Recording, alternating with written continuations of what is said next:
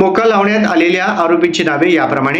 लक्ष्मण बाबाजी बंदपट्टे, राहणार इंदिरानगर, घरकुल, अकलूज, तालुका माळशिरस; बाजीराव हनुमंत सरगर, राहणार खोडूस, तालुका माळशिरस, जिल्हा सोलापूर; शंकर अशोक काळे, राहणार इंदिरानगर, घरकुल, अकलूज, तालुका माळशिरस; ज्ञानेश्वर उर्फ माऊली अशोक काळे, राजू ज्ञानेश्वर काळे; अर्जुन दत्ता चौगुले, अतुल दत्तात्रय काळे; आकाश रमेश धोत्रे, बाळू भारत मदने,